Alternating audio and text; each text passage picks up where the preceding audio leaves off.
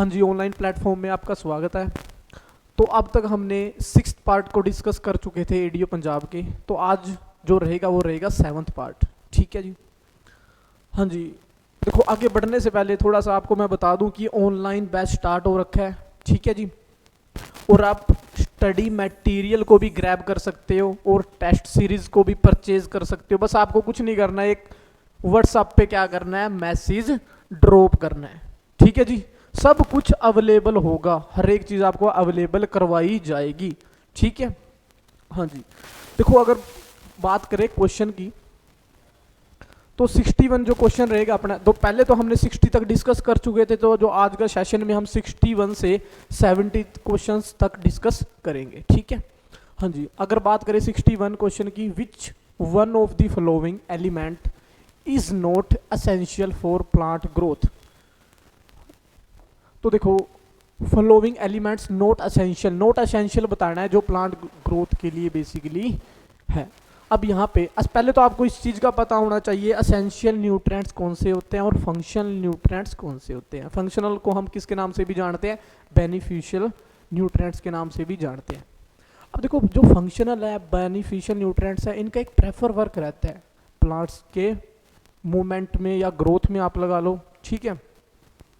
तो असेंशियल में बेसिकली कौन से होते हैं हमारे पास, जैसे प्राइमरी होंगे, सेकेंडरी होंगे, जो अपनी लाइफ साइकिल को कंप्लीट करने में हेल्प करते हैं, है ना। तो यहाँ पे आपके पास एलिमेंट नॉट असेंशियल पूछा गया है। तो असेंशियल को पहले तो देखें कौन कौन से हैं। ठीक है जी। तो बेसिकली बात करें जिंक की, जिंक भी असेंशियल रहता है, मैग्नीज भी असेंशियल रहता है, निकल भी असेंशियल रहता है। तो सोडियम बेसिकली असेंशियल नहीं रहता। ठीक है। तो आंसर क्या रहेगा, आप सोडियम आंसर रहेगा। और यही बताना था विच one of the following element is not essential. तो कौन असेंशियल नहीं है, सोडियम है। तो सोडियम बेसिकली कौन सा न्यूट्रिएंट है, ये है बेनिफिशियल न्यूट्रिएंट। बेनिफिशियल न्यूट्रिएंट जिसको हम फंक्शनल न्यूट्रिएंट भी बोलते हैं। देखो जो बेनिफिशियल और फंक्शनल न्यूट्रिएंट होते हैं ये एक प्रेफर वर्क करते हैं प्लांट की ग्रोथ में। ठीक है जी। अगर नेक्स्ट बात करें indoor process is related to, देखो सबसे पहले तो बात, अगर क्वेश्चन डायरेक्ट ही पूछा हुआ है, प्रोसेस पूछी हुई है कि जो इंडोर प्रोसेस है ये किससे रिलेट करती है। तो देखो जो रिलेट करती है वो मैं बता दूं आपको, दो प्रोसेस रिलेट करती है, इंदौर और बेंगलोर मेथड।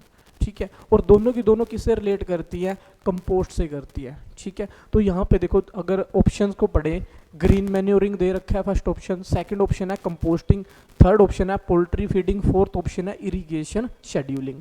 तो यहाँ पे जो ये प्रोसेस रिलेट करती है वो किससे करती है, कंपोस्टिंग से करेगी। किससे करेगी, कंपोस्टिंग से ये रिलेट करेगी। अब देखो काफ़ी क्वेश्चंस आ जाते हैं कि इंडोर प्रोसेस किस टाइप की प्रोसेस है। ठीक है। तो आपको ये भी पता होना चाहिए जो इंडोर प्रोसेस है बेसिकली कैसी है, एरोबिक प्रोसेस है।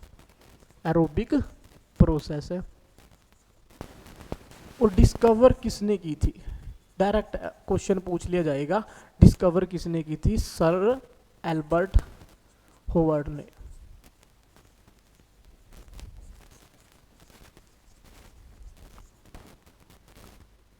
ठीक है जी। अब देखो दूसरी का मैंने अभी अभी चर्चा करी थी कि बेंगलोर मेथड भी होता है। ठीक है जी। तो बेंगलोर बेसिकली जो मेथड है वो किस प्रोसेस पे डिपेंड रहता है, एनरोबिक पे।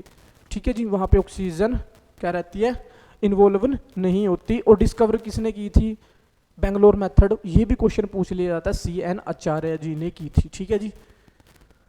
हाँ जी, अगर नेक्स्ट क्वेश्चन को देखें 63 क्वेश्चन को, which one of the following essential nutrient element is absorb both has anion and cation oh by some plants. देखो यहाँ से तो आपको क्वेश्चन पढ़ते ही पता लग चुका होगा कि उस एलिमेंट, न्यूट्रिएंट एलिमेंट का नाम बताओ जो बोथ कंटेन करता है। देखो किस में भी करेगा, पॉजिटिव में भी और नेगेटिव में भी करेगा। तो बेसिकली हम अब तक हमने न्यूट्रिएंट्स को पढ़ा है, तो दोनों में कौन सा बेसिकली करता है, एक ही है हमारे पास, वो है नाइट्रोजन। नाइट्रोजन बेसिकली क्या, दो फॉर्म्स रहती है अपटेक्स की। ठीक है। एक तो रहती है पॉजिटिव और एक रहती है नेगेटिव। अगर पॉजिटिव की बात करें तो अमोनियम रहती है। ठीक ठीक है जी। नेगेटिव बात करें तो NO3 नाइट्रेट रहती है, ठीक है जी। अगर बात करें मोस्टली जो प्लांट्स अपटेक करते हैं वो किसको करते हैं, NO3 को करते हैं। मोस्टली अपटेक करते हैं वो किसको करते हैं, NO3 को। अब ये जो अमोनियम फॉर्म है ये बेसिकली जब प्लांट्स एनारोबिक कंडीशन में सबसे ज़्यादा क्या करता है, एनारोबिक कंडीशन में सबसे ज़्यादा अपटेक करता है। अब एनारोबिक कंडीशन भी बता दूं, एनारोबिक कंडीशन में बेसिकली वाटर नहीं होता, सॉरी एनारोबिक कंडीशन में क्या ऑक्सीजन नहीं होगी, वाटर होगा।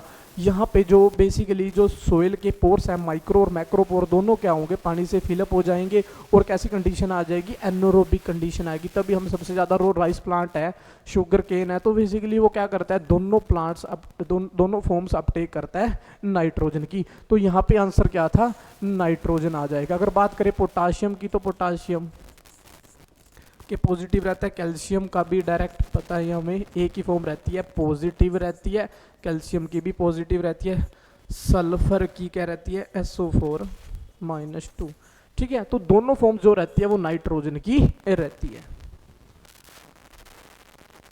हाँ जी, तो मैं आपको एक बार वो बता देता हूँ, जो ऑनलाइन बैच स्टार्ट हो रखा है तो आप जल्दी जल्दी क्या करिए, ग्रैब कर लीजिए, ठीक है। टेस्ट सीरीज भी आपको फ्री में अवेलेबल कराई जाएगी और डिस्क्रिप्शन में लिंक है, जल्दी जल्दी क्या करिए, परचेज कर लीजिए, ठीक है जी। देखो बाद में देरी हो जाएगी, फिर देरी से क्या होगा, पर आपको ऐप में कंसेशन भी नहीं मिलेगी और ऐप में अभी 50% ऑफर चल रखा है, तो जल्दी जल्दी क्या कर लिए, ग्रैब कर लीजिए, ठीक है जी।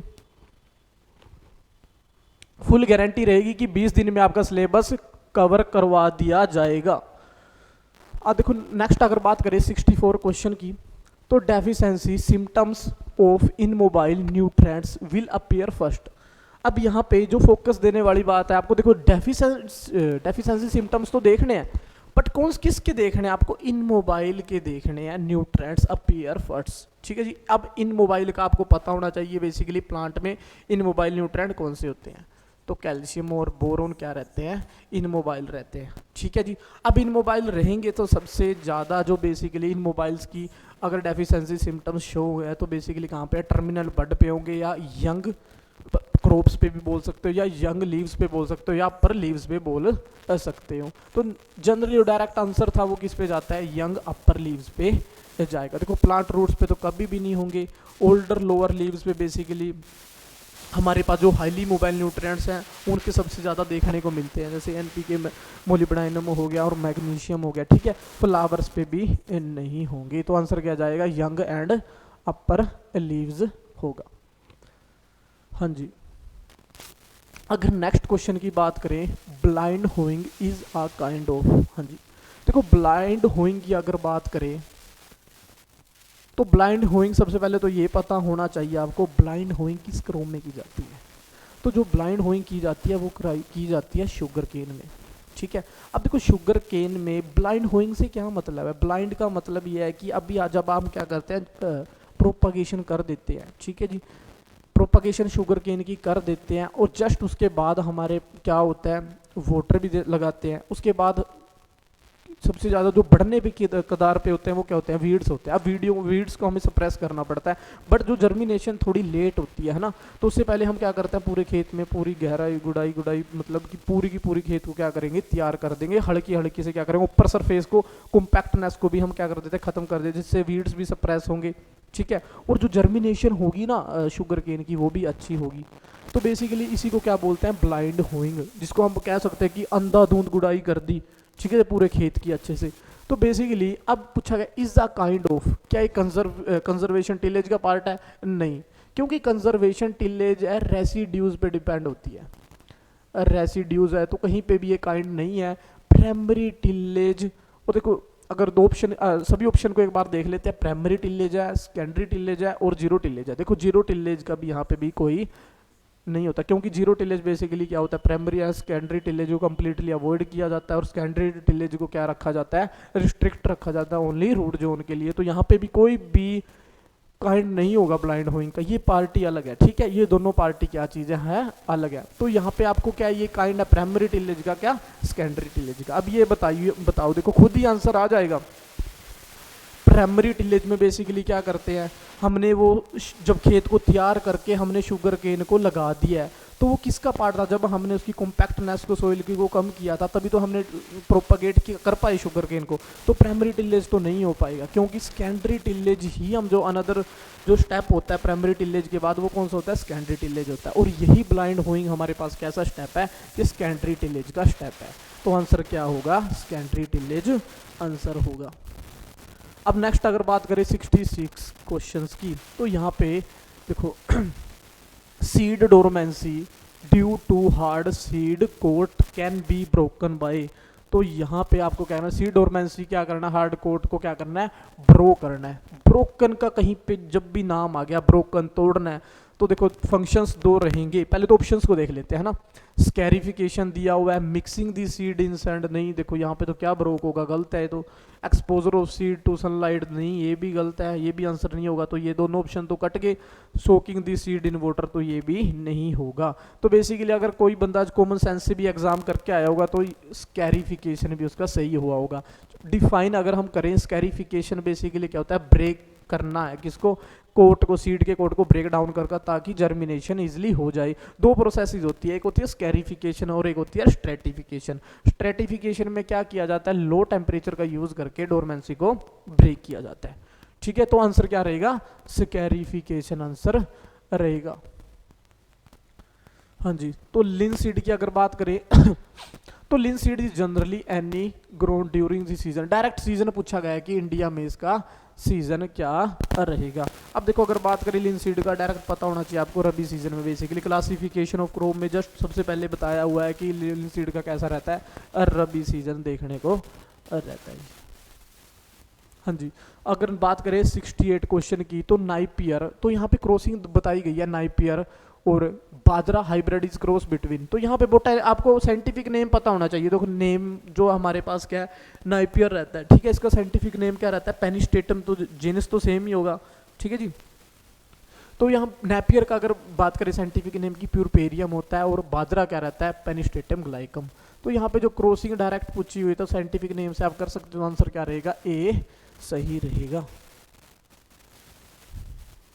हाँ जी, तो नेक्स्ट क्वेश्चन को अगर देखें, the anaerobic condition under rice paddies does not influence which one of the following. अब आपको ये तो पता ही है कि एनरोबिक कंडीशन में क्या किया जाता है, राइस को ग्रो किया जाता है। एनरोबिक कंडीशन मतलब कि वाटर लो कंडीशन होगी। Rice paddies does not influence which of the flowing, कौन सा मतलब कि जो दिया हुआ है इसमें कौन इन्फ्लुएंस नहीं हो पाएगा, ठीक है। कौन सी स्टेटमेंट इन्फ्लुएंस नहीं होती। देखो सबसे पहली स्टेटमेंट को अगर देखिए, the availability of several plant nutrients and soil pH, तो ये तो पता ही है कि अवेलेबिलिटी बढ़ जाती है किसकी, प्लांट न्यूट्रिएंट्स की, और सोयल पीएच की भी। सोयल पीएच क्या होता है, घट देखो अवेलेबिलिटी बढ़ेगी तो सोयल पीएच घटेगी, ये तो आप मानते हो, ठीक है। प्लांट अवेलेबिलिटी, क्योंकि हम क्या करते हैं, पडलिंग करती है, तो पडलिंग क्या करती है, मेंटेन करती है पीएच को, क्यों, क्योंकि वहां पे अवेलेबिलिटी बढ़ जाती है न्यूट्रिएंट्स की। तो ये बात सही लग रही है, ठीक है। The production of toxic substance in soil, देखो प्रोडक्शन ऑफ टॉक्सिक सब्सटेंस से ये क्या कहना चाह रहा है कि टॉक्सिक सब्सटेंस बढ़ जाता है। तो बढ़ता है, क्या बढ़ता है, जब हम बेसिकली देखते हैं तो सल्फर बढ़ता है। H2S की क्या हो जाती है, H2S की टॉक्सिसिटी आ जाती है, जिसको हम कोची डिसीज भी बोलते हैं। टॉक्सिसिटी कारण आती है क्या, नहीं आती है, ठीक है। तो वहां पे प्रोडक्शन टॉक्सिसिटिक सब्सटेंस भी बढ़ जाता है। ऑक्सीजन सप्लाई, अब यहाँ पे एनरोबिक कंडीशन है, ठीक है। एनरोबिक कंडीशन में क्या होगा, माइक्रो और मैक्रो दोनों पोर फिलअप होंगे, तो इसका मतलब ऑक्सीजन तो नहीं होगी, तो ऑक्सीजन सप्लाई भी कम हो जाती है, ठीक है जी। और फोर्थ ऑप्शन को देखिए, सोइल टेक्सचर, क्या सोइल टेक्सचर पे कोई इन्फ्लुएंस होगा, नहीं होगा, क्योंकि सोइल टेक्सचर एक बेसिक प्रॉपर्टी है सोइल की, does not change any condition, आप सोइल टेक्सचर को नहीं चेंज कर सकते, ठीक है जी। तो बेसिकली ये आपके आंसर सही है। तो जो नोट इन्फ्लुएंस करती है वो किसको करती है, सोइल टेक्सचर। तो ये आंसर क्या रहेगा, सोइल टेक्सचर आंसर रहेगा। The diploid chromosome number is pearl millets, बाजरा का यहाँ पे डायरेक्ट क्रोमोसोम नंबर पूछा गया है, तो क्या रहता है 14, तो क्या रहेगा 14 रहेगा। देखो इजी क्वेश्चन था, हाँ जी। तो देखो आज के जो क्वेश्चन थे हमने 70 डिस्कस कर लिया। तो बस मैं यही बात कहूँगा, देखो समय रह गया आपके पास बहुत कम, है ना, तो जल्दी जल्दी बैच को परचेज कर लीजिए, टेस्ट सीरीज और जो पीडीएफ फॉर्म्स में आपको सब कुछ अवेलेबल होगा। और जो सिलेबस की रही बात, तो 20 दिन के अंदर पूरा का पूरा टोटली सिलेबस आपको कवर करवा दिया जाएगा। तो जल्दी जल्दी आप 75 975 000 075 पे व्हाट्सएप पे क्या मैसेज ड्रॉप कर दीजिए। ठीक है, मिलते हैं नेक्स्ट सेशन में। Thank you.